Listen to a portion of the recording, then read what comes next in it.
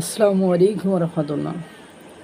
Magistrate Tapasi Tabassum মুরমি আবারও আগুন ধরা বক্তব্য দিলেন। তিনি ডক্টর ইউনূসকে বললেন তিনি স্বাধীনতা বিরোধী শক্তির সাথে মিশে স্বাধীনতাকে মুছে ফেলার চেষ্টা করেছেন। তিনি বললেন তিনি যা বলেছেন যুক্তি দিয়েই বলেছেন, এবং তিনি জানেন তার ওএসডি খাওয়ার পরে তার নামে মামলা হয়েছে। তিনি কোর্টে কি বলেছেন সেটাও বলেছেন। তো তিনি বেশ কিছু বিষয় প্রায় ফজলে বাড়ি এরকম বাড়ি বাড়ি হকের একটা কাছে তিনি সাক্ষাৎকার দিয়েছেন, এবং তিনি বলেছেন যে 26শে মার্চ বাংলাদেশে কুচকাওয়াজ হয় না। ডক্টর মোহাম্মদ ইউনূস এমনকি 26শে মার্চ দেশে থেকে স্বাধীনতা উদযাপন করার বা এই কুচকাওয়াজ আয়োজন করার প্রয়োজন বোধও মনে করেন না। 16 ডিসেম্বর বাংলাদেশে কুচকাওয়াজ হয় না, তিনি এটার আয়োজন করার প্রয়োজন বোধও মনে করেন না।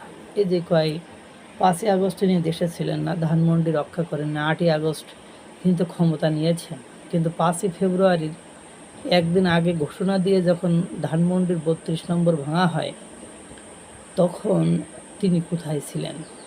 তখন তিনি এই ধানমন্ডি 32 নম্বর রক্ষা করার কোনো চেষ্টা করেন নাই, তিনি কোনো ধরনের পদক্ষেপ গ্রহণ করেন নাই। তারপরে তিনি বলছেন যে তিনি মূলত স্বাধীনতার বিরোধী শক্তি যারা তাদের সাথে হাত মিলিয়ে স্বাধীনতার সপক্ষের শক্তি বা স্বাধীনতাকে ধ্বংস করার চেষ্টা করেছেন, রিসেট বাটন পুশ করেছেন।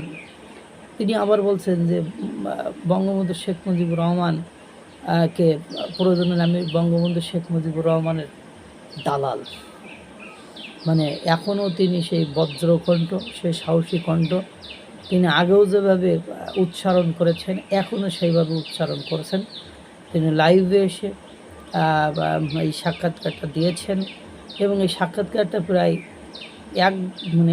এক ঘন্টারও বেশি, 1 ঘন্টারও অধিক সময় ধরে তিনি দিয়েছেন, এবং ডক্টর মোহাম্মদ ইউনূসকে স্বাধীনতা বিরোধীদের সাথে কাজ করার কথা তিনি স্পষ্ট ক্লিয়ার কাট বলেছেন, এবং তিনি রিসেট বাটন পুশ করে যে স্বাধীনতাকে ধ্বংস করতে চান, স্বাধীনতাকে নস্যাৎ করতে চান।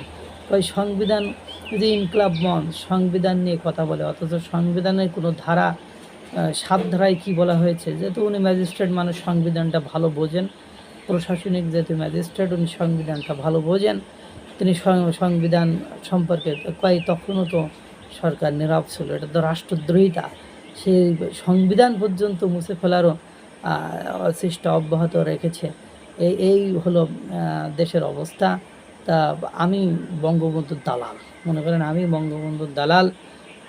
তিনি যে বাংলাদেশের কোন জায়গায় নিয়ে গিয়েছেন, তিনি যে সমৃদ্ধ বাংলাদেশকে ইতিহাসে এত সমৃদ্ধ করেছেন, তিনি বাংলাদেশকে এই সম্মানের জায়গায় নিয়ে গেছেন, আমি সেই বঙ্গবন্ধুর দালাল।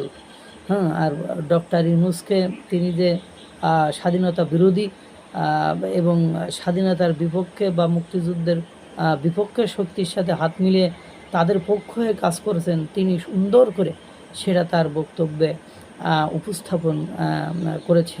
মানে সাহসী, মানে সাহস আগেও দেখিয়েছে, যখন কেউ কথা বলেনি তখন পোস্ট দিয়ে সাহস দেখিয়েছে, তার জন্য তার ওএসডি হয়েছে, কোর্টে মামলা পর্যন্ত হয়েছে। তিনি আবারও মুক্তিযুদ্ধের সপক্ষের শক্তি হিসেবে নিজেকে প্রকাশ করলেন, এবং তার জোরালো ভূমিকাটা তিনি প্রকাশ করলেন। আল্লাহ তাআলা সকলকে ভালো রাখুক, সুস্থ রাখুক। আসসালামু আলাইকুম ওয়া রাহমাতুল্লাহ।